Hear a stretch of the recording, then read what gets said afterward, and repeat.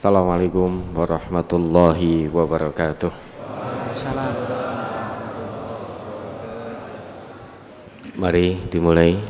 Bismillahirrahmanirrahim. Bismillahirrahmanirrahim. Baik, sebelum kita sama-sama mengkaji ayat-ayat Allah, sunnah-sunnah Rasulullah, mungkin ada yang perlu disampaikan. Ini rombongan dari Kami sampaikan Ustadz. Ini nafar saudara kita yang dari JJB, Jawa Barat, Jakarta, Banten. Kurang lebih ada 19 cabang perwakilan. Total hadir tadi baik rombongan maupun pribadi berjumlah 2.531. Oke. 2.531.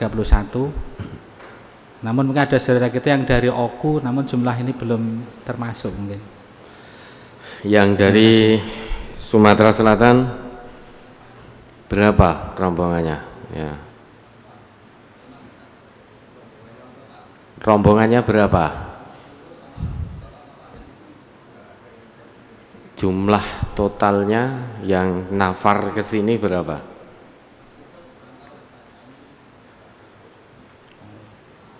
Enggak ada pimpinan rombongannya yang dari Sumsel. Masa safar jauh-jauh enggak ada pimpinan rombongannya? Mana yang penanggung jawab dari Sumsel, mana ini?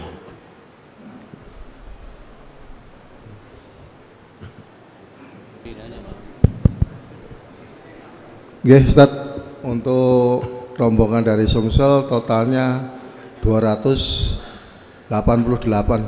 Pas itu? Nggih. Tidak kurang? Tidak. Ya, naik apa? Bis, Ustaz. Berapa bis? Bisnya ada 5. Yang mogok berapa? Tidak ada, Ustaz. Loh, kemarin ada yang mogok kabarnya. Iya, cuman itu kerusakan di rem aja. Nah, ya 288. Nggih. Ya. Putranya berapa? Kalau untuk putra dan putri kemarin sudah disampaikan di grup. Oh, iya. Ya. Cuman belum mana, Ustaz. Kemarin Iya. cuma sudah sampai grup, cuman kita belum mendata lagi. Ini latihan untuk detail ya. Pimpinan itu dimaksimalkan perso. Laki-lakinya berapa, perempuannya berapa. Nanti kalau ndak perso hilang satu laki-lakinya nggak ketahuan juga. Ya, berarti 288 dari JJB, Jakarta, Jawa Barat, Banten 2.531. Ini ada juga saudara-saudara kita ini dari makam haji. Karena biasanya hari Sabtu sore begini ada kewajiban mengisi kajian di cabang makam haji. Maka kami alihkan ke sini untuk bertemu dengan panjenengan yang dari jauh-jauh ini. Tapi saya tidak tahu komplit porane kan itu. Yang dari makam haji ini insya Allah komplit. Dari jauh saja sampai, masa yang dari dekat tidak sampai kan ya prihatin. Terus kemarin juga ada beberapa yang dari Brebes, dari Cilacap. Ya, ala kulli hal semuanya ahlan wa sahlan wa marhaban bikum, sugeng rawuh, selamat datang, welcome, apalagi ya. Mudah-mudahan, kalau bahasa Koreanya apa? Oh ya, situ. Mudah-mudahan safar panjenengan, masafah yang sudah ditempuh, rasa lelah, rasa letih harta yang sudah dikeluarkan, kesehatan yang sudah dikorbankan untuk safar menuju pondok pesantren MTA ini, menuju majelis ta'lim ini, mudah-mudahan ada nilai yang sangat istimewa di sisi Allah. Pada umumnya di hari libur itu orang-orang sibuk untuk bingung cari tempat untuk berwisata, untuk healing, untuk berwisata. Namun alhamdulillah saudara-saudara kami ini memilih pondok pesantren MTA sebagai tujuan wisatanya. Dan di sini ternyata ngaji wisatanya, wisata hati, tadabbur Quran, tadabbur sunnah. Ini tidak mudah dilakukan. Hanya hamba-hamba Allah yang benar-benar terpanggil hatinya. Tidak menunggu waktu luang, namun benar-benar meluangkan waktu untuk datang jauh-jauh. Berapa jam toh JJB ke sini? 10 jam. Nah, belum lagi yang Sumatera Selatan. Yakinlah pasti ada nilai di sisi Allah. Dengan catatan Bapak Ibu, saudara dan saudari, rawuh ke sini ikhlas lillahi ta'ala. Bukan hanya mergo ditinggal keluarganya omahe kosong, timbang kosong melu. Daripada di rumah sendiri, maka ikutlah. Ini perlu diluruskan niatnya. Kita ke sini untuk ngaji. Karena sejak pertama kita memilih Islam sebagai jalan hidup, sejak saat itu kita punya kewajiban ngaji. Maka menjadi aneh, orang yang ngaku Islam kok gak mau ngaji Quran, gak mau ngaji sunnah, itu sangat aneh. Karena orang Islam itu punya satu kewajiban, yaitu mengaji, tadabbur Al-Quran. Dan alhamdulillah selama ini hati kita dilunakkan oleh Allah, kaki kita digerakkan oleh Allah, sehingga kita bisa istiqomah ngaji, istiqomah tadabbur Quran, tadabbur sunnah, dan insya Allah juga istiqomah mengamalkan apa yang sudah dikaji. Karena ngaji Quran, ngaji sunnah itu bukan hanya untuk menambah atau memperbanyak pengetahuan, melainkan lebih daripada itu, tahu, paham, amalkan, sehingga di dunia kita selamat, di akhirat juga selamat. Ya, mudah-mudahan semuanya mendapatkan ridho dari Allah Subhanahu wa ta'ala. Ya, selain itu mungkin ada yang perlu dilaporkan lagi? Cukup? Sudah, sampun. Ya. Ya, baik Bapak, Ibu, saudara dan saudari, tema di pertemuan kita sore hari ini, kami dipilihkan dari saudara-saudara kita, dari panjenengan, untuk membahas tentang rumahku surgaku, baiti jannati. Ini ada yang tidak paham bahasa Jawa? Ada. Karena terkadang itu ada kata yang sulit mencari padanannya dalam bahasa Indonesia. Ya, semaksimalnya akan menggunakan bahasa Indonesia. Kalau toh nanti ada beberapa kata yang terlontar dengan bahasa Jawa, maka mohon bantuannya carikan padanan kata dalam bahasa Indonesia. Contoh, ngoyoworo itu apa bahasa Indonesianya? Koyo ya o. Nah, bahasa Indonesianya apa ini? Koyo ya o itu kan kalau di bahasa Indonesia kan seperti iya gitu. Ngoyoworo ini apa? Sulit toh? Sulit, bahasa Indonesianya apa ini kan itu.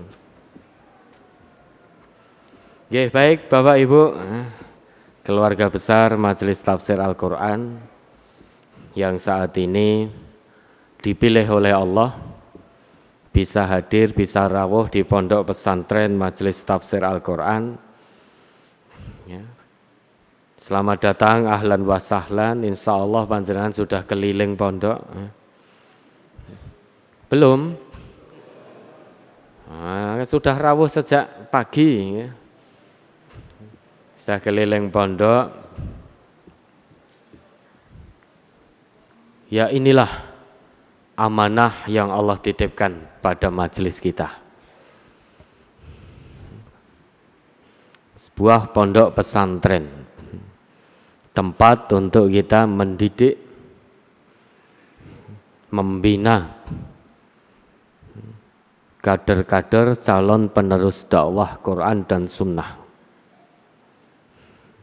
Sehingga pesantren kita insya Allah bukan sekedar pesantren biasa, namun ada visi, misi yang sangat mulia insya Allah.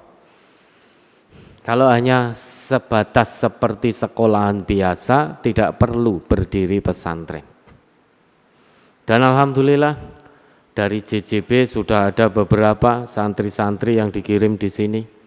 Dari Sumatera Selatan juga begitu.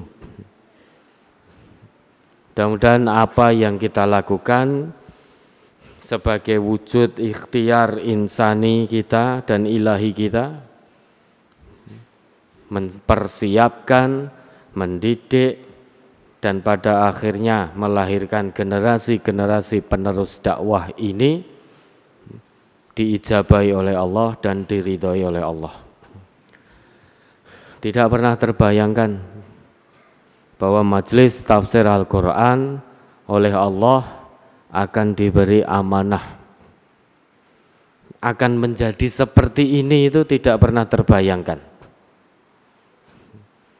Karena dulu dakwah ini diawali dengan segala kekurangan.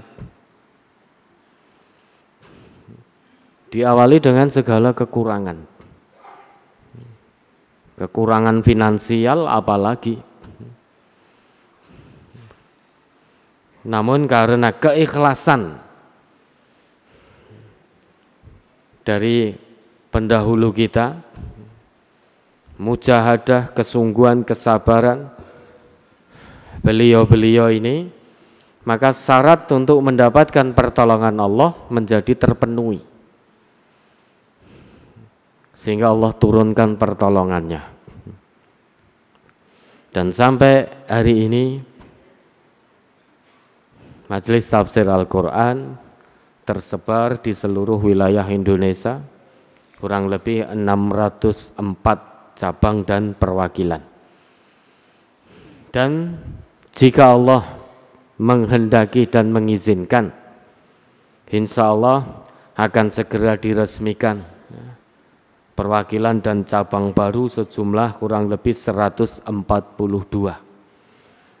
Itu bagi yang memenuhi persyaratan setelah ditinjau dari pusat.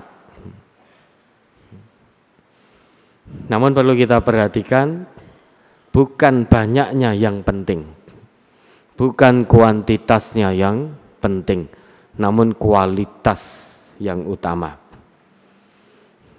Apa gunanya jumlah besar jika kualitasnya nol, rapuh? Lebih baik jumlahnya sedikit, terbatas, namun kualitasnya pegang teguh pada Quran dan Sunnahnya, betul-betul dijalankan, tidak takut apapun. Takutnya hanya ketika melanggar larangan Allah dan larangan Rasulullah. Jadi takut bermaksiat kepada Allah, takutnya hanya itu. Takut kita hanya kepada Allah, itu yang berkualitas. Mengamalkan Quran Sunnah dalam kehidupan sehari-hari, itu yang berkualitas, apapun resiko dan konsekuensinya. Mengamalkan Quran Sunnah ini pasti ada resikonya. Tidak mungkin tidak ada resiko. Kalau tidak ada resiko dan konsekuensinya, justru kita sedih, prihatin, tanda tanya. Jangan-jangan belum dinilai oleh Allah mengamalkan agama Allah dengan lurus. Karena bagi siapapun yang mengamalkan agama Allah dengan lurus pasti beresiko. Ada rintangan, ada cacian, ada makian, intimidasi, bahkan diusir dari kampung halaman, diusir dari keluarga besarnya, dan lain sebagainya, dan lain sebagainya. Dan itu bukan baru kita alami saat ini saja, sudah sejak dulu. Para nabi, para rasul yang Allah utus sudah mengalami itu semua. Lebih dahsyat malah dari apa yang kita alami. Maka jangan dikira ngaji Quran Sunnah, mengamalkan Quran Sunnah itu enteng, itu ringan. Berat karena ada tantangannya. Berat karena ada rintangannya. Ahasiban nas ayyutraku ayyaqulu amanna wa hum la yuftanun. Apakah manusia itu mengira akan dibiarkan oleh Allah dengan mengatakan kami beriman tanpa Allah uji? Walaqad fatannal ladzina min qablihim fala ya'lamannallahu alladhina sadaqu wa la ya'lamannal kadzibin. Orang-orang terdahulu yang beriman sebelum kita itu juga sudah diuji oleh Allah dengan aneka macam ujian. Dan ujiannya tidak ringan. Ada yang diuji karena Islamnya, dibuatkan lubang di tanah, kemudian dimasukkan di dalamnya, kemudian diletakkan gergaji dari kepalanya, kemudian digergaji sampai terbelah. Ada yang diuji karena Islamnya dengan disisir dari sisir besi. Sehingga urat di kepala, daging, darah semuanya terkelupas bercampur. Ada yang diuji seorang perempuan ditusuk kemaluannya dengan tombak sampai tembus ke dadanya. Macam-macam ujiannya. Bahkan Nabi sendiri berulang kali hendak dibunuh, terusir dari kampung halaman, dilempari kotoran, dicaci maki, dikatakan penyihir gila, penyair gila. Padahal sebelum menyebarkan Al-Quran, Nabi kita mendapat lakop julukan Al-Amin, orang yang dapat dipercaya. Sehingga apapun yang keluar dari Rasulullah semuanya percaya. Tidak ada yang tidak percaya. Namun begitu Nabi menjelaskan Al-Quran, tiba-tiba lakop itu berubah. Dari Al-Amin menjadi Sya'irum Majnun, penyair gila. Sahirum Majnun, penyihir gila. Maka Bapak Ibu, saudara dan saudari, jangan takut untuk mengamalkan Quran dan Sunnah, Memang ada tantangannya, ada resikonya. Kenapa? Karena yang kita tuju bukan hanya sebatas kehidupan dunia. Namun cita-cita besar kita, ru'yah mansyudah kita adalah kehidupan yang abadi kelak di kampung akhirat. Kalau fokus utama kita hanya kehidupan dunia, tertipu kita. Kenapa? Dunia ini akan selesai. Pasti selesai. Dengan kematian kita dan kehancuran alam semesta ini nanti pasti selesai. Dan itu tidak lama. Kehidupan dunia ini tidak lama, hanya sebentar, hanya sesaat. Maka diibaratkan kita ini hanya mampir ngombe di dunia ini. Maknyuk begitu saja, terus setelah itu kembali kepada Allah. Kita akan hidup, akan menjalani kehidupan yang sesungguhnya. Kehidupan di dunia ini sementara, tipu-tipu, tidak serius. Maka jangan sampai tertipu oleh kehidupan dunia. Kehidupan yang abadi kelak di kampung akhirat. Wa inna daral akhirah lahiyal hayawan law kanu ya'lamun. Wa ma hadhil hayatud dunya illa lahwun wa la'ib.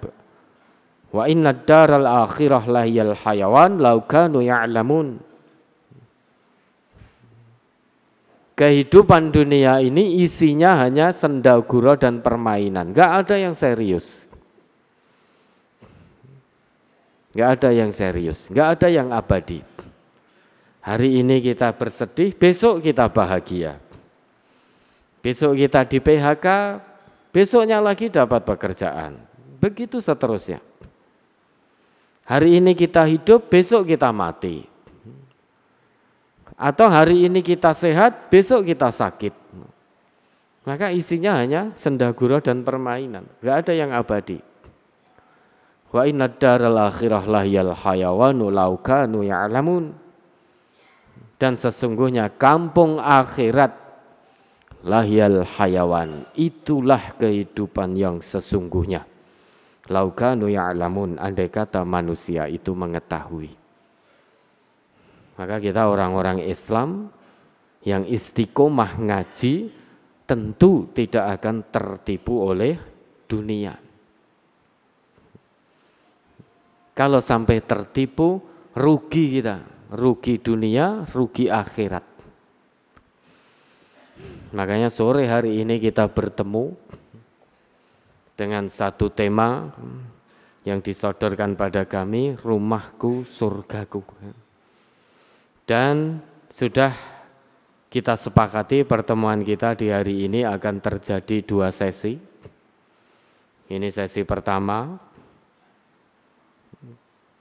pemaparan materi, kemudian sesi kedua nanti ba'dal isya, sesudah sholat isya, kurang lebih 1 jam, maksimal 1,5 jam. Itu kalau Allah meridhoi. Karena kalau terlalu malam, besok masih ada kegiatan. Ya baik Bapak Ibu, untuk mengawali tema kita sore hari ini, mari sama-sama kita ingat, kita baca apa yang menjadi ketetapan Allah di dalam Quran surat Tur ayat 17 sampai 24. Karena judul tema kita rumahku surgaku, baiti jannati. Maka melalui ayat-ayat itu kita berusaha memahami dulu gambaran tentang surga yang Allah berikan. Ini surga yang sesungguhnya. Surga yang sesungguhnya. Lah kita ketika masih di dunia ini ingin berusaha sekuat tenaga menghadirkan suasana surga dalam rumah kita. Maka untuk itu perlu penting kiranya kita paham dulu bagaimana Allah menggambarkan surga, bagaimana Allah menjelaskan jannah. Kalau sampai kita tidak paham apa yang dimaksud dengan jannah menurut gambaran Allah, bagaimana kita akan menghadirkan suasana surga di dalam rumah kita yang ada di dunia ini? Tentunya tidak bisa letterlek 100%. Karena surga yang sesungguhnya itu mala ainun ra'at wala udhunun sami'at wala khatara ala qalbi bashar. Tidak pernah kita lihat ketika di dunia, tidak pernah kita dengar, tidak pernah terlintas dalam benak kita menggambarkan surga 100%. Persis itu kita tidak bisa. Karena surga yang sesungguhnya kelak di kampung akhirat itu sungguh luar biasa. Hanya disediakan oleh Allah khusus bagi hamba-hambanya yang bertakwa sejak di dunia. Bagi yang tidak bertakwa jangan harap untuk bisa meraih surganya Allah yang sesungguhnya. Kita hanya mencoba untuk mengambil makna keadaan suasana yang digambarkan oleh Allah dalam surga yang sesungguhnya itu, untuk kemudian kita tarik dalam kehidupan dunia kita.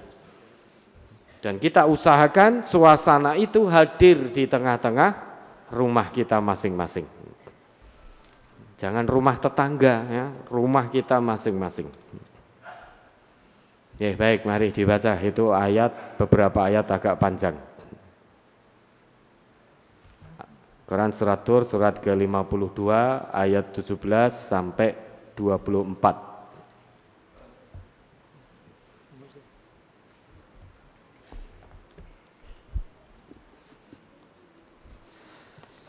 Innal muttaqina fi jannatin wa na'im fakihina bima atahum rabbuhum wa waqahum rabbuhum 'adzabal jahim. Kulu washrabu hani'an bima kuntum ta'malun. متكئين على سرر مصفوفة وزوجناهم بحور عين والذين آمنوا واتبعتهم ذريتهم بإيمان ألحقنا بهم ذريتهم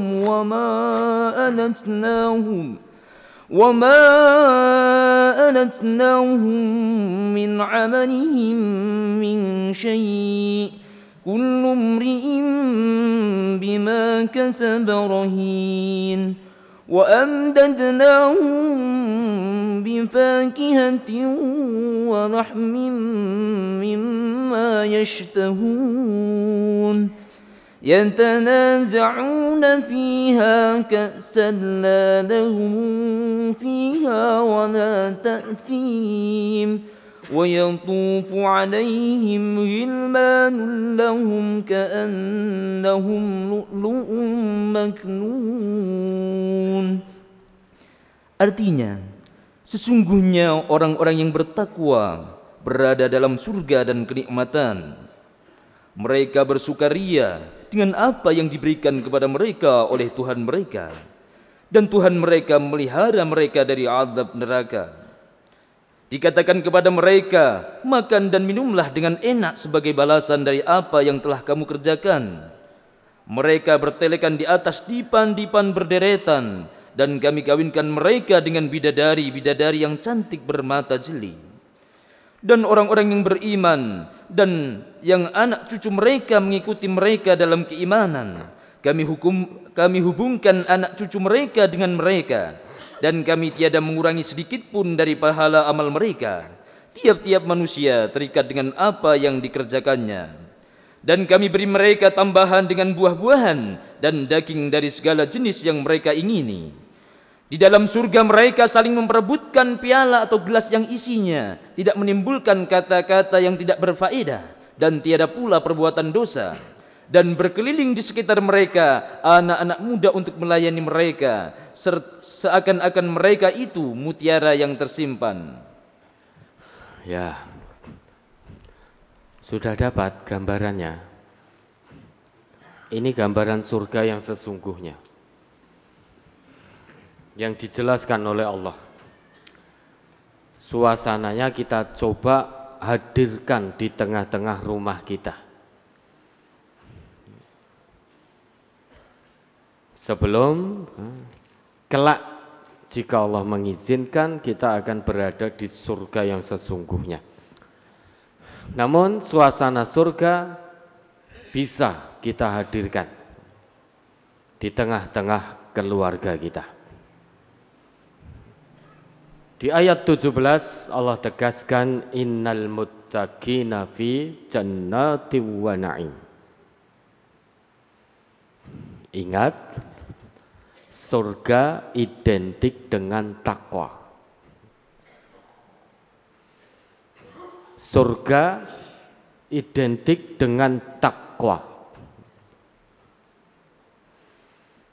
Dengan kata lain, orang yang gagal meraih ketakwaan dalam kehidupan dunia ini, maka dipastikan oleh Allah dia gagal untuk meraih surga. Inna lil muttaqina fi jannati wa na'im. Sesungguhnya hamba-hamba Allah yang bertakwa itu berada dalam surga-surga dan kenikmatan-kenikmatan. Ini gambaran pertama, syarat pertama untuk menjadikan rumah kita laksana surga kita. Syarat utamanya adalah taqwallah, takwa kepada Allah.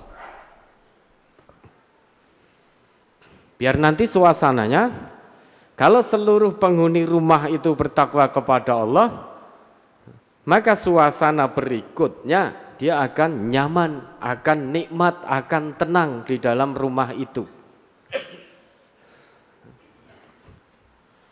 Nah, takwa itu apa? Takwa itu rumus cepatnya, rumus singkatnya, iman plus amal soleh sama dengan takwa. Itu rumus cepatnya begitu. Rumus singkatnya untuk meraih ketakwaan itu iman plus amal soleh sama dengan takwa. Tidak ada takwa tanpa iman dan amal soleh. Kalau hanya iman saja bagaimana? Iman menurut Allah perlu pembuktian.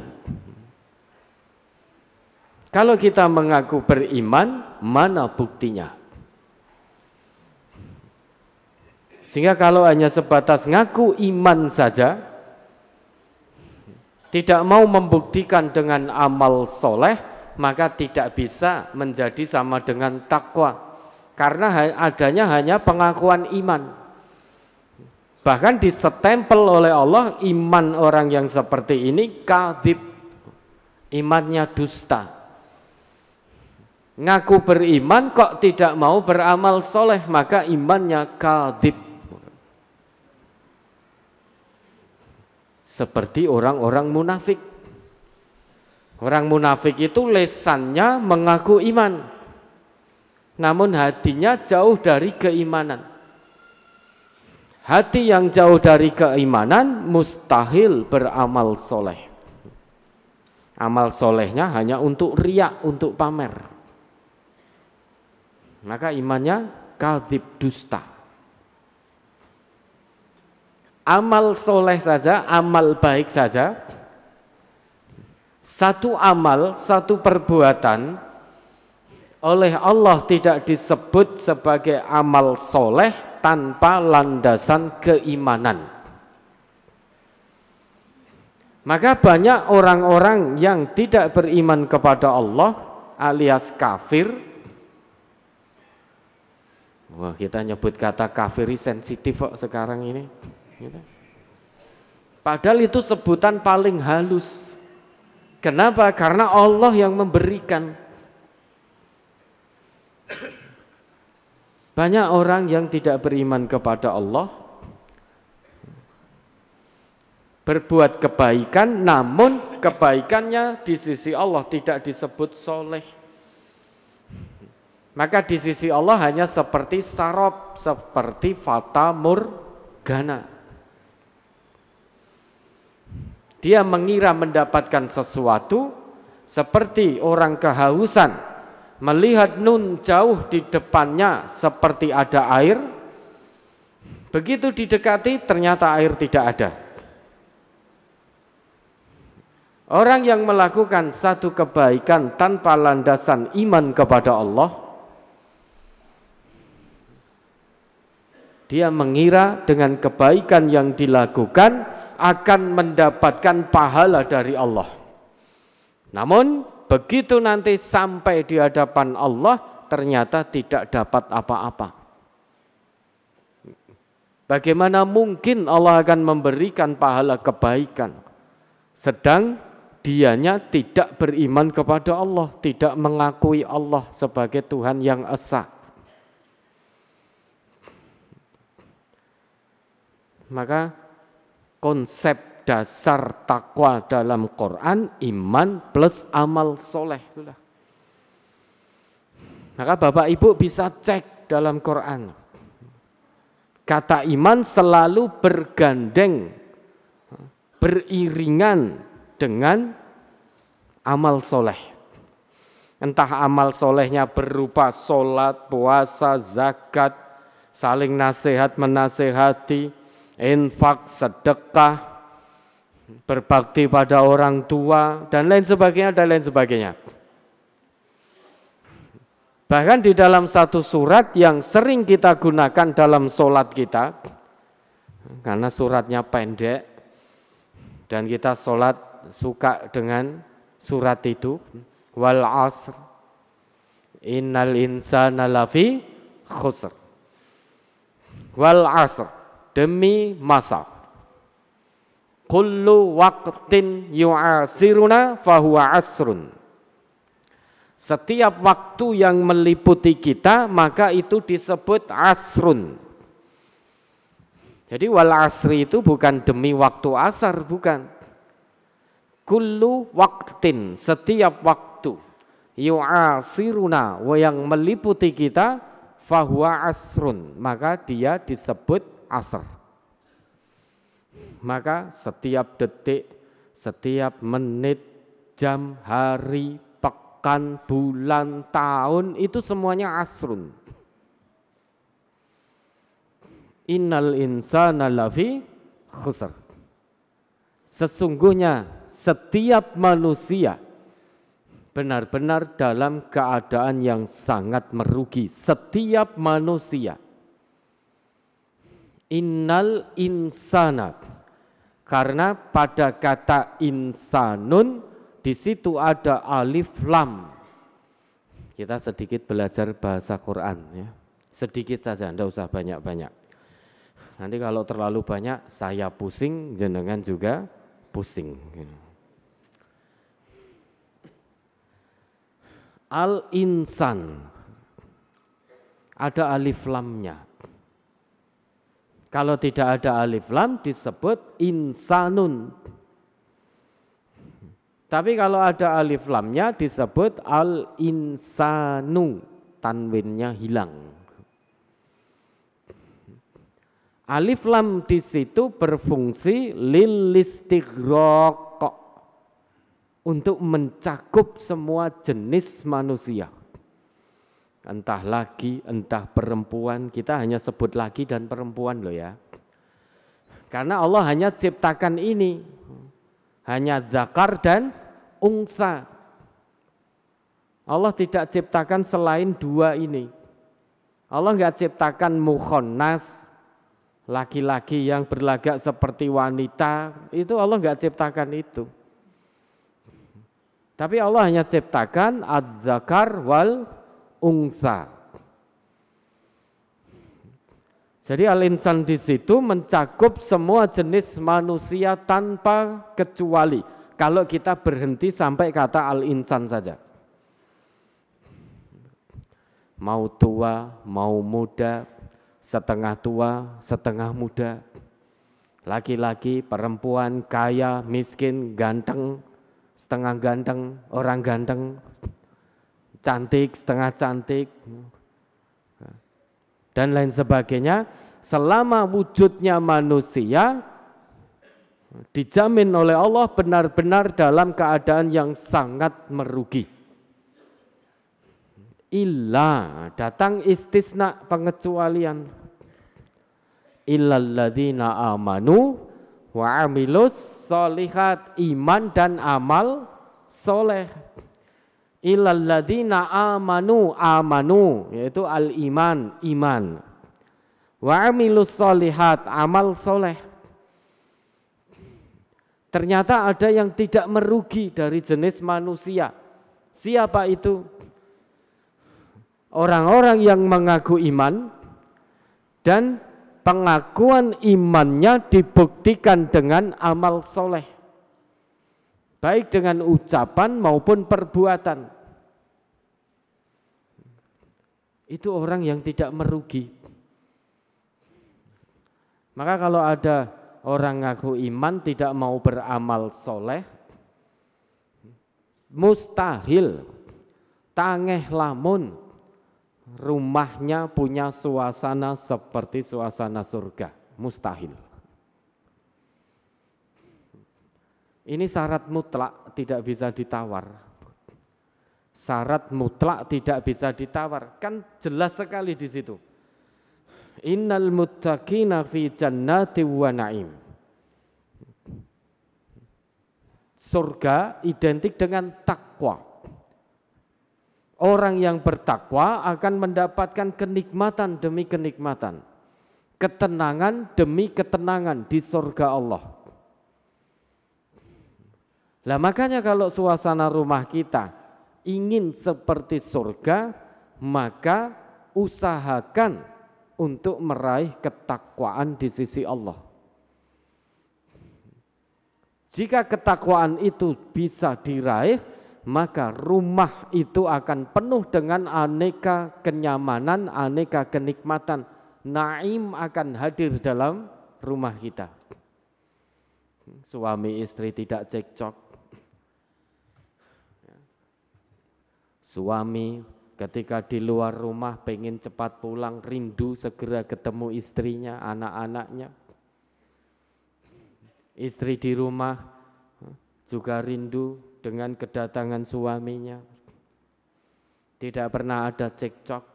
Kalau ada problematika rumah tangga bisa diselesaikan karena landasannya iman, amal soleh sama dengan takwa. Setiap permasalahan dalam rumah tangga itu dijanjikan oleh Allah akan mendapatkan makhraj. Wa may yattaqillaha yaj'al lahu makhraja. Dan barang siapa yang bertakwa kepada Allah, Allah akan berikan solusi, pintu keluar dari permasalahannya, makhraj.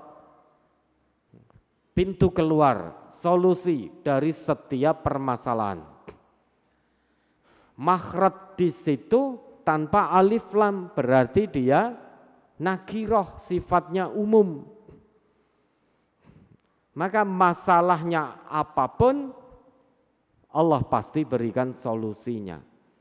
Karena rumah tangga itu sudah memenuhi persyaratan untuk mendapatkan pertolongan dari Allah berupa makhraj.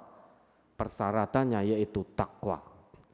Barang siapa yang bertakwa kepada Allah, Allah pasti berikan bagi dirinya makhraj, pintu keluar dari setiap kesulitan. Maka mari kita cek Bapak Ibu dalam rumah tangga kita.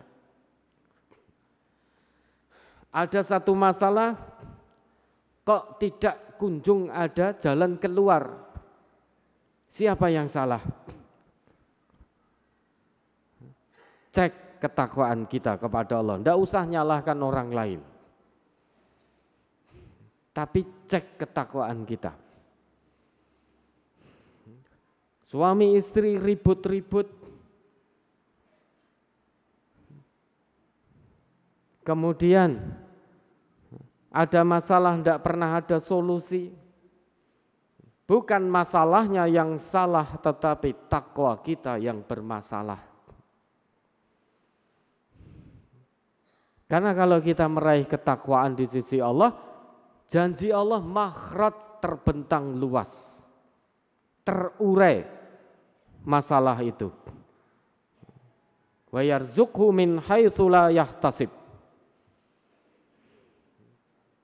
Allah akan berikan rezeki dari arah yang tidak disangka-sangka. Saat kita tidak melibatkan Allah dalam menyelesaikan problem-problem kehidupan kita, termasuk problem rumah tangga, maka tidak ada makhraj, tidak ada jalan keluar dari Allah.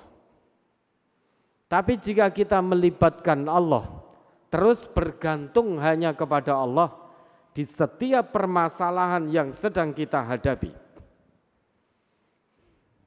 kita akan buktikan sesuatu yang tidak bisa kita nalar. Padahal kita sudah memikirkan jalan keluarnya pagi, siang, sore, malam, tetapi nggak ketemu. Karena ketakwaan kita kepada Allah, ternyata Allah berikan solusi dari arah yang tidak kita sangka-sangka, tidak pernah terpikirkan oleh benak kita. Maknyuk ini apa bahasa Indonesianya? Tiba-tiba ada solusi dari Allah, ternyata pintu keluarnya sepele sekali. Meski sepele tidak pernah terlintas dalam benak kita. Wong namanya min haitsu la yahtasib. Ada mulihtisab, di luar nalar manusia. Sehingga meski sepele ternyata tidak terpikirkan oleh kita.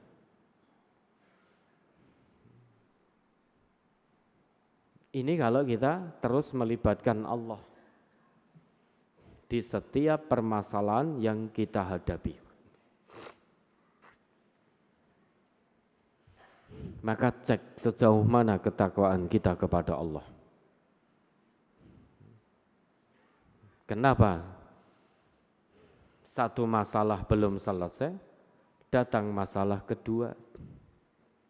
Masalah kedua belum selesai dalam rumah tangga, datang masalah ketiga, begitu seterusnya. Akhirnya kita jadi orang yang bermasalah. Naudzubillah.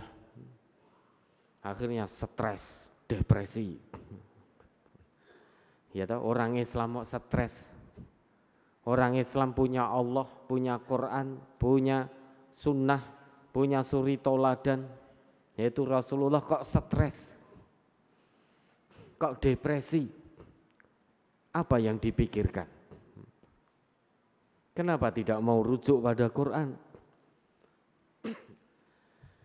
Kenapa tidak mau rujuk pada sunnah-sunnah Rasulullah?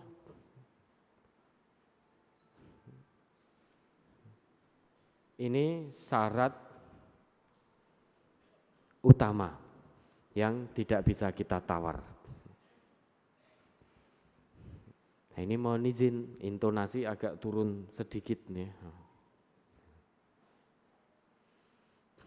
Kalau takwa itu bisa kita raih, maka naim, kenikmatan demi kenikmatan, itu Allah akan hadirkan dalam rumah tangga kita.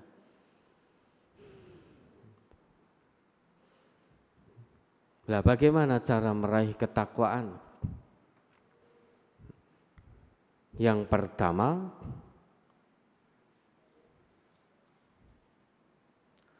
dalam Quran surat Al-Baqarah di awal-awal itu,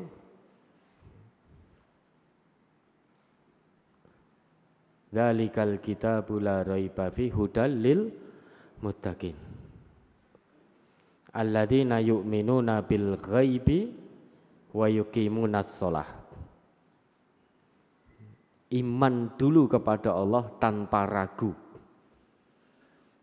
termasuk iman pada hal yang gaib yang Allah beritakan. Baik pemberitaan itu langsung dari Allah ataupun melalui Rasulullah. Iman itu berarti yakin pada Allah tanpa ragu. Kalau kita meragukan Allah, maka jauh dari ketakwaan.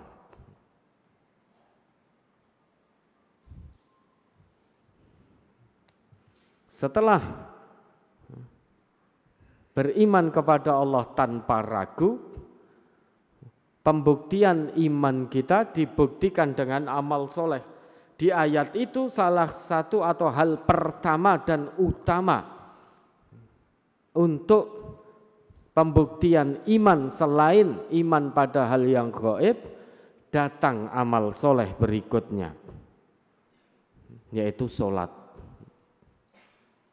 Maka rumah tangga yang penghuninya meninggalkan sholat, mengabaikan sholat, tasahul dalam sholat, bermudah-mudah menunda-nunda sholat, mustahil rumahnya seperti surga, mustahil.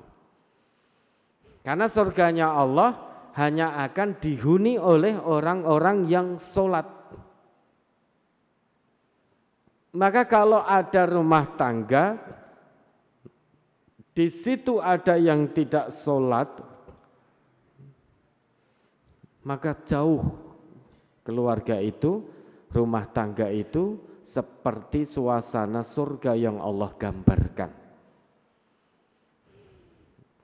Oleh karena itu dalam Quran surat Toha ayat 132 Allah perintahkan pada kita agar kita memerintahkan anggota keluarga kita untuk sholat. Coba diingat itu.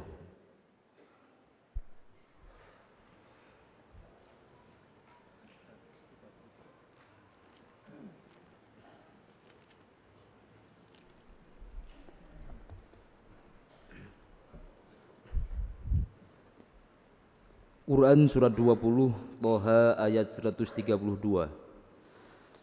Wa'mur ahlaka bis-salati wastabir 'alaiha la nas'aluka rizqan nahnu narzuquk wal 'aqibatu lit-taqwa. Artinya, dan perintahkanlah kepada keluargamu mendirikan salat dan bersabarlah kamu dalam mengerjakannya. Kami tidak meminta rizki kepadamu, kamilah yang memberi rizki kepadamu, dan akibat yang baik itu adalah bagi orang yang bertakwa. Wa'mur ahlaka bis-shalah.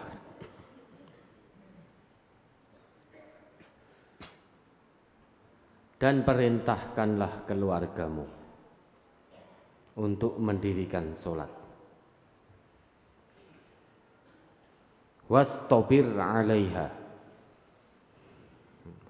Dan perintahkanlah keluargamu untuk sabar dengan yang sebenar-benarnya dalam mendirikan sholat itu. Tentunya sebelum kita perintahkan keluarga kita, tentunya kita perintahkan diri kita sendiri dulu untuk mendirikan sholat yang tanha 'anil fahsya wal mungkar. Karena sholatnya orang Islam yang benar itu bukan hanya sekedar penggugur kewajiban, namun sholatnya ada fungsinya. yaitu tanha 'anil fahsya wal munkar. Kalau ada orang sholat kemudian juga korupsi, maka sholatnya belum tegak lurus fungsinya, sehingga mustahil mendapatkan bimbingan dari Allah, mendapatkan ridho dari Allah dalam rumah tangganya. Meski punya uang yang banyak, namun hatinya selalu gelisah karena didapat dengan cara haram, padahal zahirnya dia sholat. Maka perintah di sini ya, bisa panjenengan lihat wastobir 'alaiha, bukan wasbir 'alaiha. Sabar di sini bukan sembarang sabar, bukan sabar biasa, tapi sabar yang sesungguhnya. Dan itu dibuktikan oleh ayat itu sendiri pada kata wastobir, istobaro yastobiru istobir. Ada tambahan huruf to, tambahan huruf to dan alif.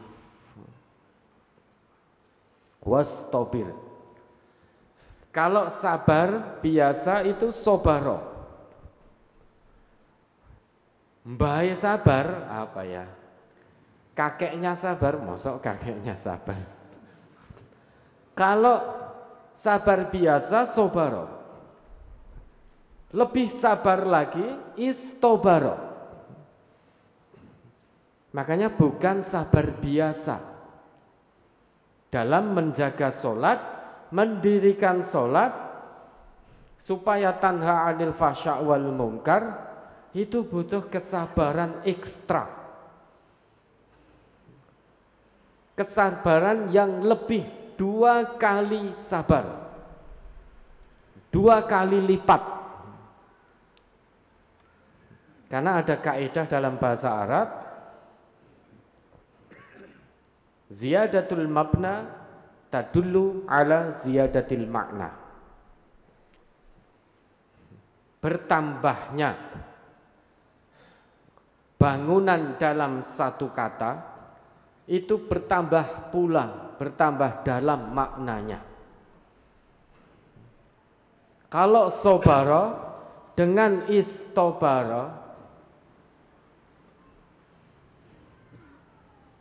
dalam istobaro berarti sudah ada tambahan 2 huruf, yaitu hamzah, alif, dan to. Maka makna sabarnya lebih dalam daripada sobaro. Kalau sobaro itu misalkan 1 kali sabar, istobaro 2 kali lipat dari sabar yang ditunjukkan oleh sobaro. Maka perintah Allah wastobir 'alaiha, wastobir 'alaiha. Perintahkan dirimu dan keluargamu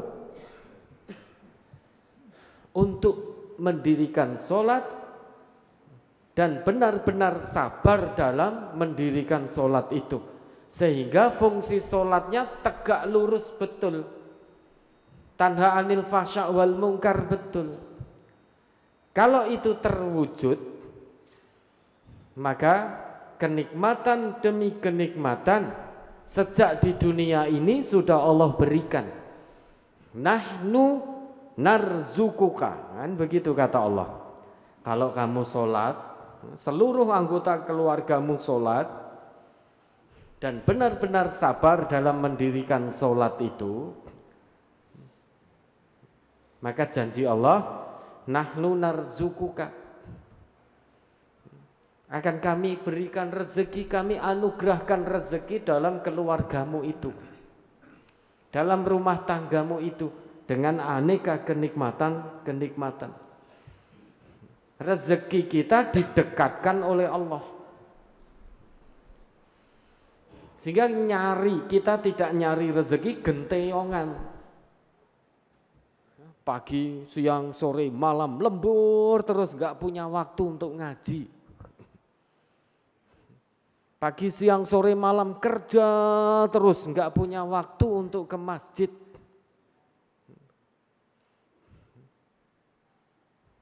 Sehingga sulit toh mencari rezekinya. Tapi kalau kita betul-betul sabar dalam mendirikan sholat,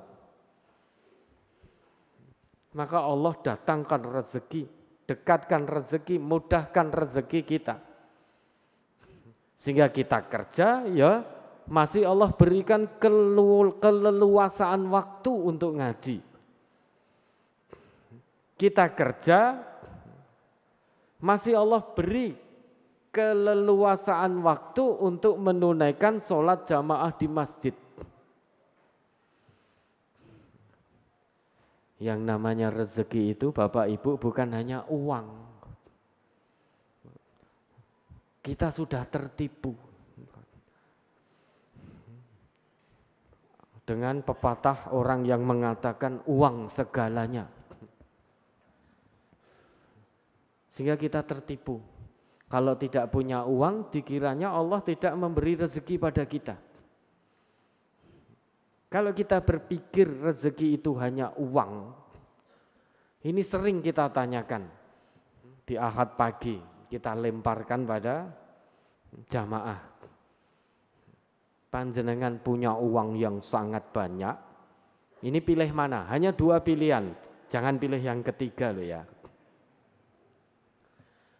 Yang pertama, kalau kita menganggap rezeki itu hanya uang, sedang keluasan waktu untuk jamaah ke masjid, untuk ngaji itu tidak kita anggap rezeki, kesehatan tidak kita anggap rezeki, nafas bebas seperti saat ini tidak kita anggap rezeki, pilihannya panjenengan punya uang melimpah, ndak punya nafas.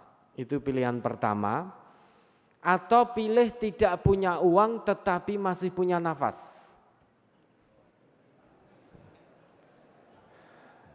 Pilih mana?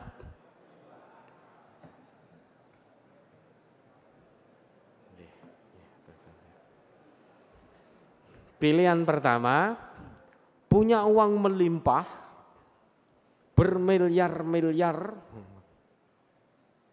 tapi tidak punya nafas,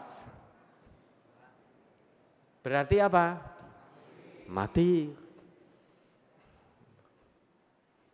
Atau tidak punya uang, 1000 saja tidak punya, tapi masih punya nafas. Pilih pundi? Pilihan sulit. Kok nek milih ra duwe duit, enggak punya uang tapi punya nafas, lah ning engko mangane piye? Tapi kalau milih punya uang enggak punya nafas, selesai sudah. Kira-kira Bapak Ibu pilih yang mana? Nomor 1 atau nomor 2? Tenane. Tapi kenapa selama ini kok ngejar uang terus, sampai mudah sekali izin ngaji, mudah sekali tidak hadir dalam sholat-sholat jamaah di masjid.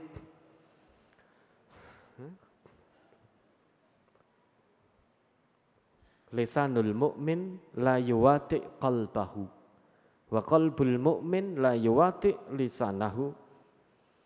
Lisan mukmin tidak akan menyelisih hatinya. Hati mukmin tidak akan menyelisih lisannya. Kalau pilih nomor 2, ternyata buktinya selama ini,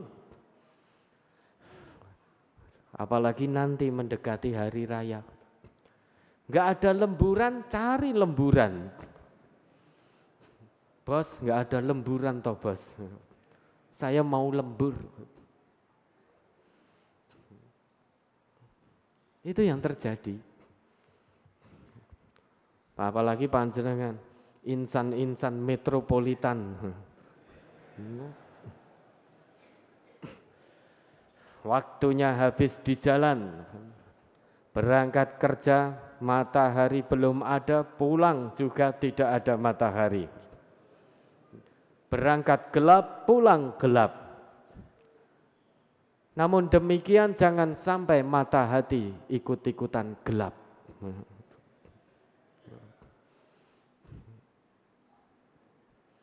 Lah tentu kita jadi mukmin yang cerdas. Kalau pilihannya hanya 2, kita pilih nomor 2. Kenapa? Karena tidak punya uang tapi masih punya nafas, berarti masih bisa mencari. Kalau punya uang banyak tidak punya nafas, ge arep gopo. Wong sudah mati. Dan itu kan sudah Allah ajarkan pada kita 2 tahun pandemi kemarin. Saat panjenengan atau kita semua ini yang terpapar COVID, sesak nafas, tidak bisa bernafas, apa terus ditepasi pakai uang terus bisa bernafas? Sesak nafas, oksigen langka. Oh, tenang Pak, tenang Bu, diambilkan ratusan ribu dolar, pound sterling, ditepasi begini, tiba-tiba nafas bisa lancar. Enggak. Kalau kita mau mengambil ibrah kejadian COVID kemarin, maka tidak ada alasan Bapak Ibu untuk kita tidak bersyukur pada Allah. Rumah mewah, mobil mewah, uang melimpah, pada saat kondisi sesak nafas, semuanya tidak dibutuhkan. Kan tidak ada toh? Oh ini kena COVID sesak nafas, gak bisa bernafas. Oh tenang, masukkan rumah mewah saja, insya Allah bisa bernafas. Masukkan mobil mewah, apa begitu? Kan tidak. Yang dibutuhkan hanya tabung oksigen kecil. Pada waktu sentik-sentik gak bisa bernafas, baik pilih tak kei omah apa pilih tak kei tabung oksigen. Kalau hanya diberi tabungnya tok tanpa isinya, ya sama saja bohong. Tapi dalam kondisi seperti itu, pasien akan secepat kilat tanpa pikir panjang pilih oksigen. Ini kalau kita berpikiran sempit terhadap rezeki dari Allah. Kalau hanya sebatas uang, ternyata masih kalah dengan satu tarikan nafas. Coba panjenengan yang punya uang melimpah ini, silahkan uang di hadapan panjenengan tahan nafas 5 menit saja. Tidak usah ambekan. Apa yang terjadi? Apakah uangnya bisa menyelamatkan? Tidak bisa. Maka jadi orang Islam itu yang cerdas. Wal aqibatu lit taqwa. Kesudahan kebahagiaan dunia akhirat itu hanya untuk hamba-hamba Allah yang bertakwa, yaitu yang iman plus amal soleh sama dengan takwa itu. Maka rumah tangga yang tidak tegak sholatnya di situ, dalam rumah tangga itu, maka jangan harap baiti jannati. Yang terjadi baiti nari, rumahku nerakaku. Suami lebih nyaman di tempat kerja, istri lebih nyaman suaminya tidak pulang-pulang, seperti Bang Toyib itu, tidak pulang-pulang. Sudah lewat beberapa kali lebaran tetap gak pulang.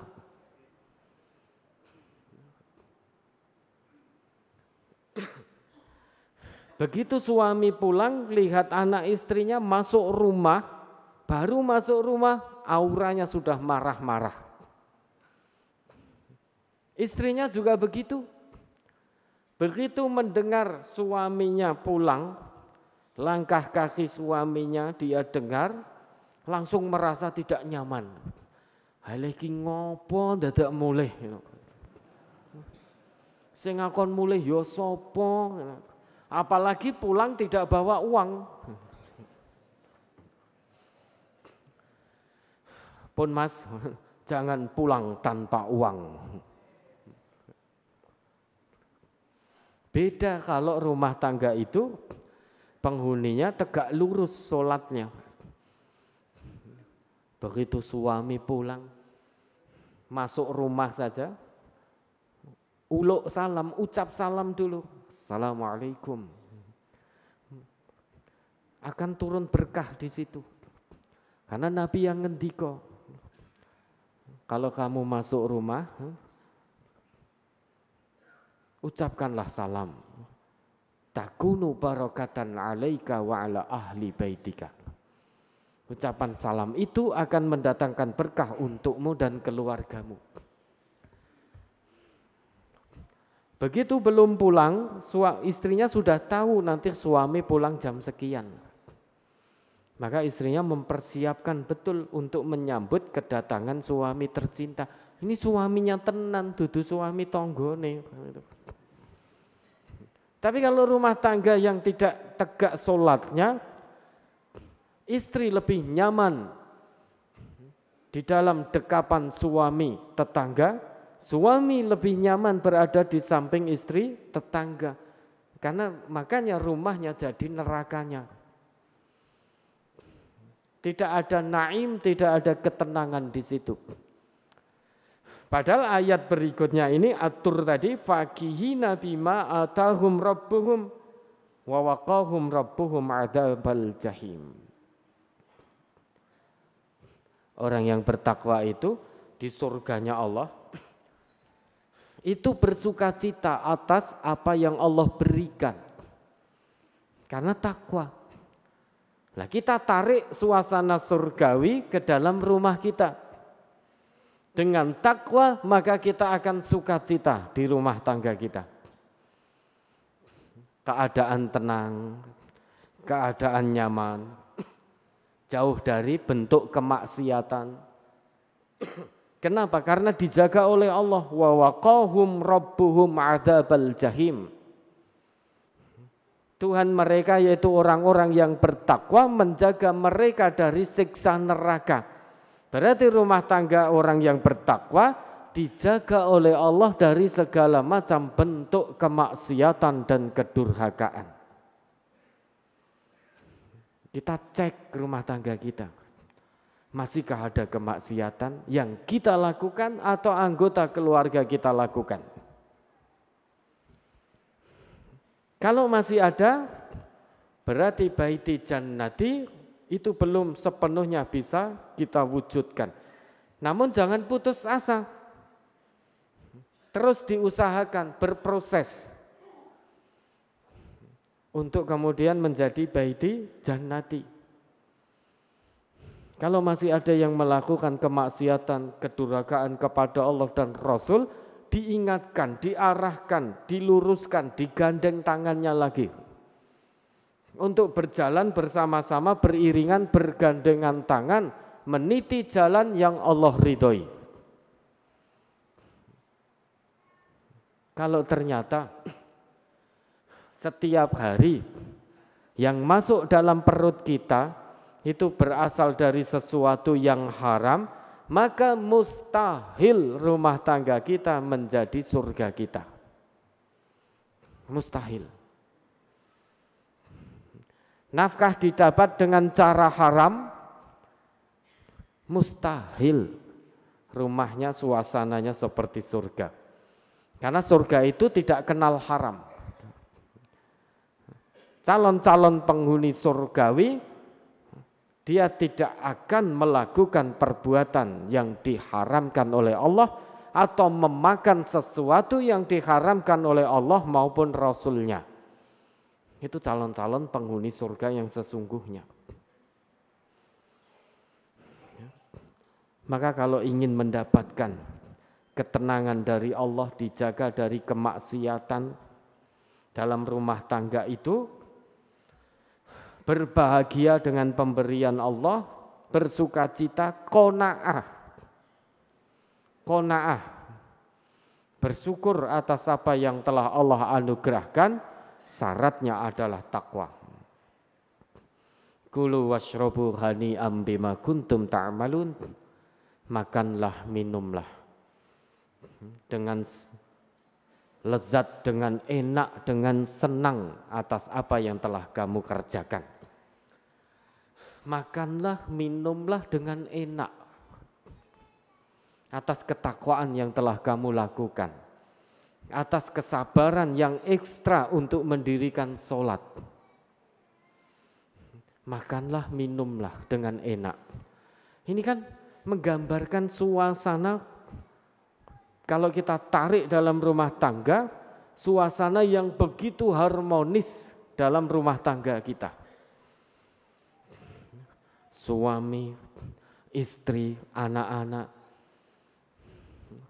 makan bersama dengan nyaman dalam rumah itu.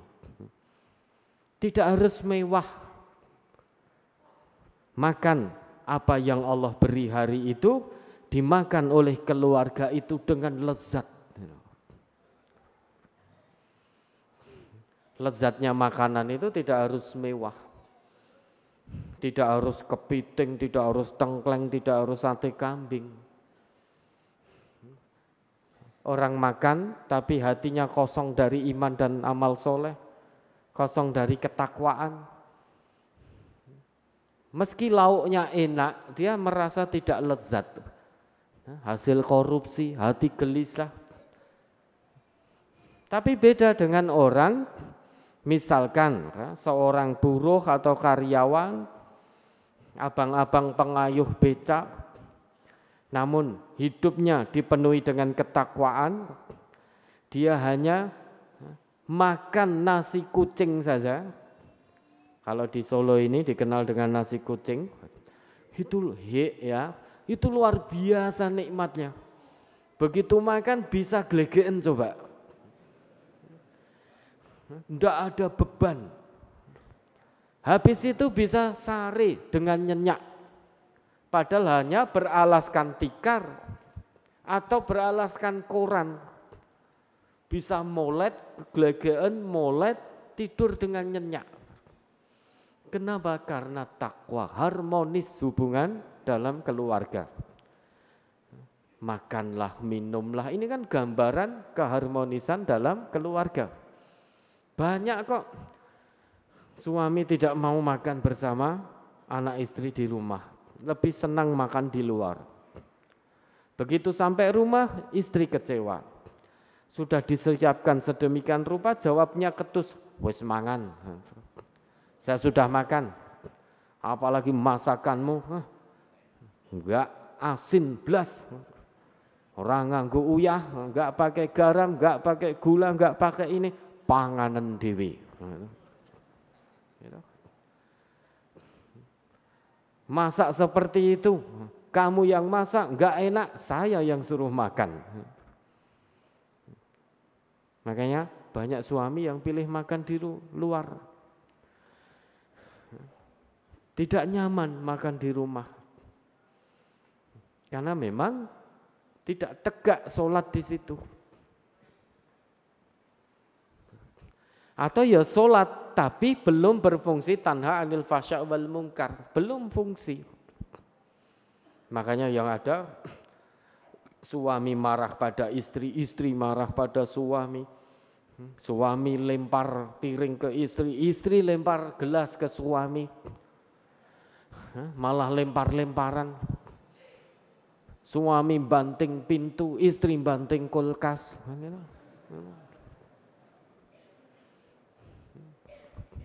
Anaknya melihat, jane bapak ro ibu iki do ngopo? Waras opo ora kan itu. Akhirnya anaknya ikut-ikutan karena yang dilihat dari bapak dan ibunya seperti itu. Maka suasana rumah menjadi panas sekali. Seperti neraka. Gak ada kedamaian, gak ada ketenangan, gak ada ketentraman. Belum lagi KDRT suami pukul istri, suami maki istri, istri balas makian suami. Padahal ngakunya beragama Islam. Kalau rumah tangga seperti ini, apa yang diharapkan? Sejak di dunia saja, suasana surga tidak bisa dihadirkan. Bagaimana mungkin bisa mendapatkan suasana surga yang sesungguhnya? Sulit untuk mendapatkan itu. Sudah maghrib? Belum. Ya. Memang brosurnya ini 12 halaman. Namun insya Allah kita ringkas, ya. Kita ringkas dalam penjelasan-penjelasan, termasuk gambaran suasana surga yang sesungguhnya yang kita tarik untuk kita coba hadirkan dalam kehidupan dunia. Muttaqiina ala sururim masfufah wa zawwajnahum bi hurin 'ain. Penghuni-penghuni surga yaitu orang-orang yang bertakwa itu bertelekan bercengkrama di atas dipan-dipan yang tersusun dengan begitu rapi. Ini gambaran suasana surga yang bisa kita ambil ibroh pelajaran untuk kita hadirkan di rumah kita. Artinya bercengkrama dengan penuh harmonis, tidak jelungan. Kalau anak bapaknya pulang, anaknya pergi karena takut dengan bapaknya. Karena bapaknya kalau ketemu anaknya isinya hanya marah terus. Anaknya tidak salah, tetap dicari-cari kesalahannya. Karena bapaknya membawa masalah dalam pekerjaan masuk ke dalam rumah. Maka bapak-bapak ya, nanti sepulang dari sini, saat jenengan beraktivitas kembali, saat di tempat pekerjaan ada masalah, masalah pekerjaan jangan dibawa ke rumah. Tinggalkan di tempat kerja itu. Masalah rumah jangan dibawa di tempat pekerjaan. Likulli maqamin maqalun, walikulli maqalin maqamun. Setiap tempat ada perkataannya, setiap perkataan ada tempatnya. Setiap tempat ada permasalahannya, setiap permasalahan ada tempatnya. Maka jenengan dapat masalah di tempat kerja, jangan dibawa masuk ke rumah masalah itu. Kalau sampai dibawa masuk ke rumah, potensi besar yang kena dampak anak dan istri. Anak istri tidak melakukan apa-apa, jenengan duka nih. Bojo orang genah, anak keranjingan, padahal enggak berbuat apa-apa. Masalah rumah tangga, ketika jenengan berangkat kerja, jangan dibawa sampai tempat pekerjaan. Yang ada sampai tempat pekerjaan, tidak mengerjakan kewajiban sebagaimana mestinya. Malah bercerita pada teman kerjanya. Wah ini tadi mau berangkat istri saya begini-begini, anak saya begini piye yo penake. Sehingga pekerjaan tidak tertunaikan dengan baik. Padahal ada gaji di balik itu. Maka jadi muslim yang cerdas, menempatkan masalah pada tempatnya. Nah, kan ada suasana rumah tangga, bapaknya pulang, anaknya kelepat. Sebelum bapaknya pulang, anaknya sudah pergi. Oleh ibunya ditahan, ada apa? Bentar lagi bapak pulang. Nanti daripada dimarahi bapak, lebih baik saya pergi. Pergi enggak pulang, tidur di rumah temannya. Kira-kira bapaknya berangkat kerja jam 8, anaknya pulang. Jadi jelungan dengan bapaknya. Sehingga bercengkrama dalam keharmonisan, duduk bersama seperti duduknya orang bertakwa di dalam surga kelak, di atas dipan-dipan yang berjejer, itu tidak bisa hadir dalam rumah tangga. Atau suami pulang, istri pura-pura tidur. Kenapa? Wah, nanti harus nyiapkan ini, nyiapkan itu, ini itu dan lain sebagainya. Wis kesel, turu, edak-edak turu. Karena tidak ada keharmonisan. Datangnya suami tidak dirindukan. Kesel karepmu, ra kesel ya karepmu, urip karepmu, ra urip ya karepmu, sing penting duitmu. Enggak pulang enggak apa-apa, yang penting uangnya yang pulang. Tidak terjadi keharmonisan dalam bercengkrama suami istri atau orang tua dengan anak-anak. Orang tua kasar pada anak, anak tidak berbakti pada orang tua. Ya sudah, suasana rumah seperti neraka. Nah ini ayat 21-nya. Walladzina amanu wattaba'athum dzurriyyatuhum biimanin alhaqna bihim dzurriyyatahum wa ma alatnahum min amalihim min syai' kullum ri'im bima kasaba rahin. Dan orang-orang yang beriman, walladzina amanu, alladzina isim mausul, kata sambung ghairu mahdud, tanpa batas. Itu orang-orang yang beriman, baik laki, perempuan, tua, muda, remaja, anak-anak, kaya, miskin, dokter, bukan dokter, pengusaha, bukan pengusaha, petani, bukan petani, apapun profesinya. Kalau mereka beriman kepada Allah, kemudian wattaba'athum dzurriyyatuhum, anak cucunya mengikuti mereka biimanin, dengan keimanan penuh kepada Allah tanpa ragu, alhaqna bihim dzurriyyatahum, maka mereka akan kami kaitkan dengan anak cucu mereka kelak di surga yang sesungguhnya. Maka kita hadirkan suasana ini dalam rumah tangga kita. Orang bertakwa hatinya tidak akan ketemu dengan orang yang tidak bertakwa. Hati orang mukmin tidak akan bertemu dengan hati orang kafir. Hati orang yang tunduk patuh pada Allah tidak akan bertemu dengan hatinya orang yang selalu menentang Allah dan Rasulullah.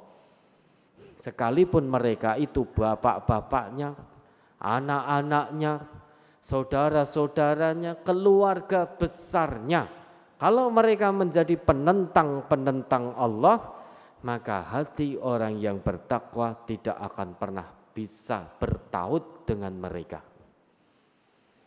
Hatinya orang yang sholat tidak akan bisa nyaman ketika membangun hubungan kasih sayang dengan hati orang yang tidak sholat sehingga menjadi sahabat karib, itu tidak bisa. Hati orang yang sholat hanya akan bertemu menjadi sahabat karib betul, waliyun hamim, dengan hati orang yang sholat. Orang yang soleh hanya akan bersama dengan orang yang soleh. Orang soleh tidak akan bertemu dengan orang yang toleh.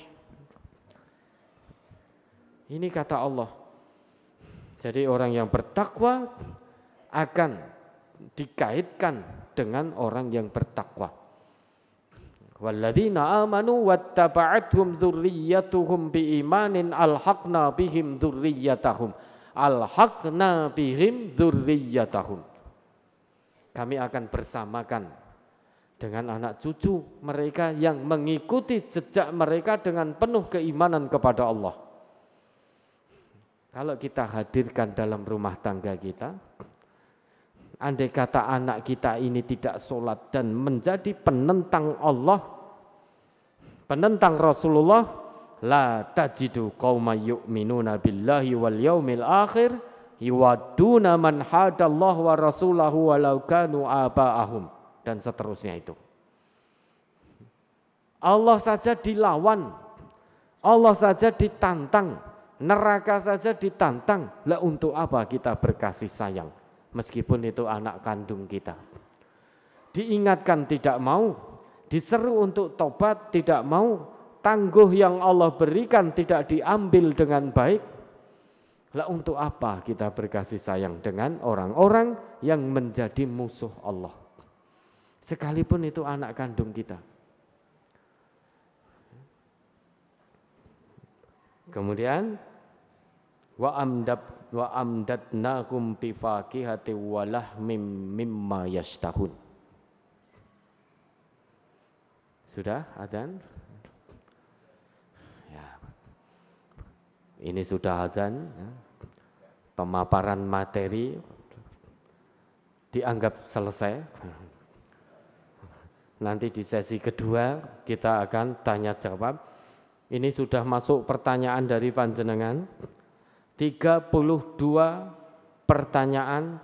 Satu pertanyaan punya anaknya minimal 3. Andai kata 3 berarti 32 kali 3 sama dengan 96 pertanyaan.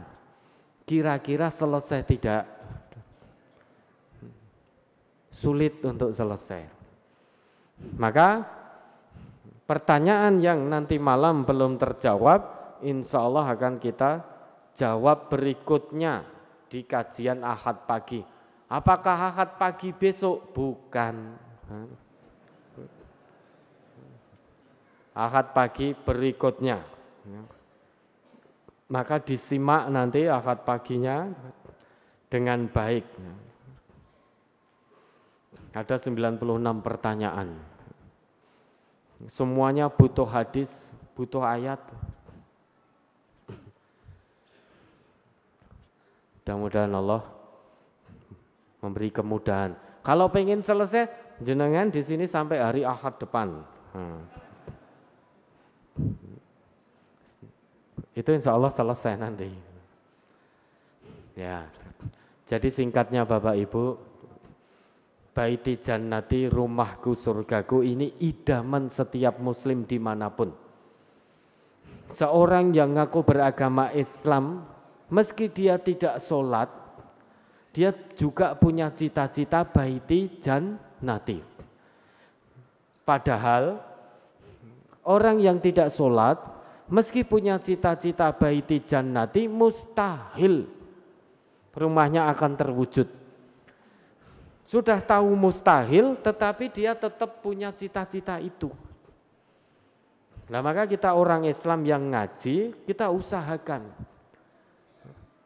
Kalau hari ini masih ada anggota keluarga kita yang lalai terhadap sholatnya, apalagi sampai tidak sholat, mari kita oprak-oprak. Nabi kita perintahkan, muru auladakum bis sholati wahum abna'u sab'i sinin. Ajarkan sholat, perintahkan sholat pada anakmu saat dia usia 7 tahun. Kenapa usia 7 tahun? Karena kelak di kemudian hari akan melahirkan akhlak karimah. Kalau anak kita kenal sholat sejak dini. Wadribuhum 'alaiha wa hum abna'u 'ashar. Pukullah anak-anakmu tatkala tidak sholat pada saat mereka usia 10 tahun. Pukulan yang memberikan pelajaran. Jangan dihajar bakbuk sampai rumah sakit, jangan.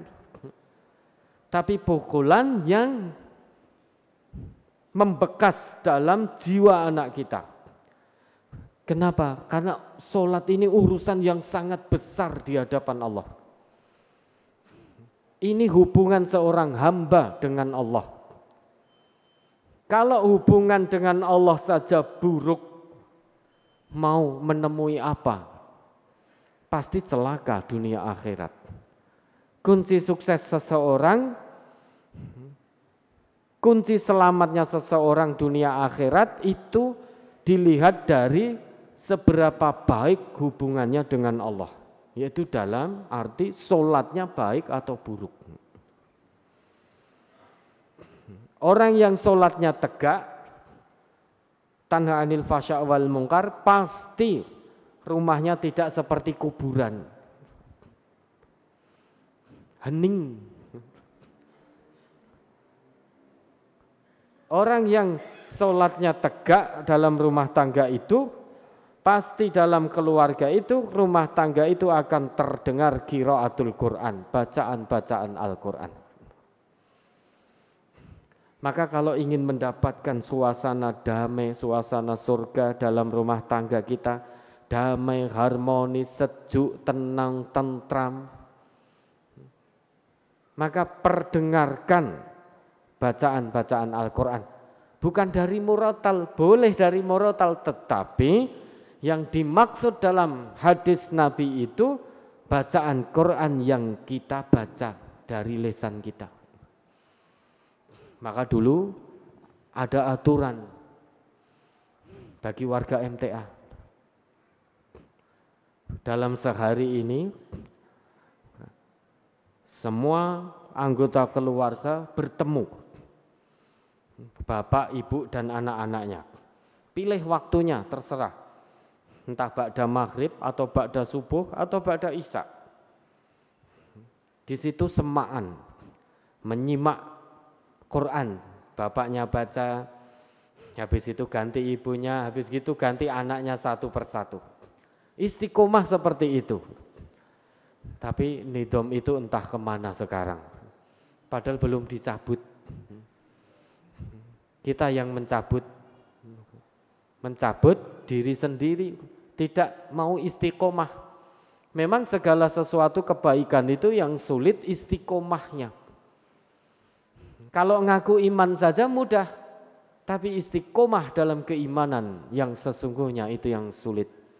Maka pesan Nabi kita, qul amantu billah tsumastaqim.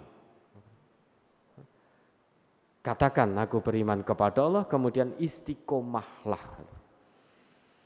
Maka kalau ingin rumah tangga, rumahnya bagaikan surga, suasananya tentram, nyaman, meski tidak ada AC-nya tetap sejuk, adem.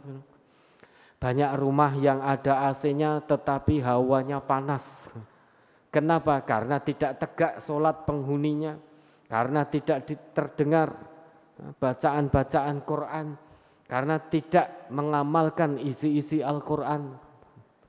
Penghuninya tidak punya akhlakul karimah, lisannya kotor, omongannya kasar, kata-kata jorok keluar dari lisannya, perbuatannya juga kotor, nafkah atau uang yang dihasilkan dari cara yang haram, yang dimakan setiap hari dengan cara yang haram, mendahulukan kepentingan dunia di atas kepentingan Allah. Maka rumah yang seperti ini bukan seperti surga, tetapi seperti neraka.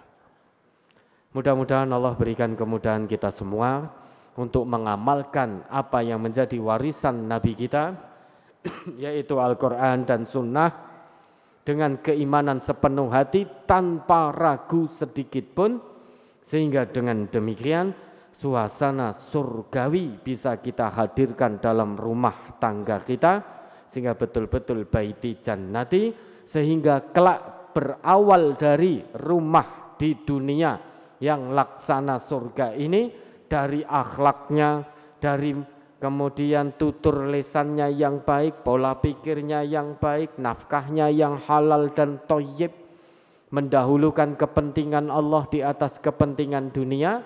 Berawal dari rumah di dunia ini, insya Allah Allah akan meridhoi untuk kelak kita dibangunkan rumah yang sesungguhnya di surganya Allah yang sesungguhnya kelak. Baik, jazakumullah khairan katsira. Kami akhiri, wabillahi taufik wal hidayah. Wassalamualaikum warahmatullahi wabarakatuh.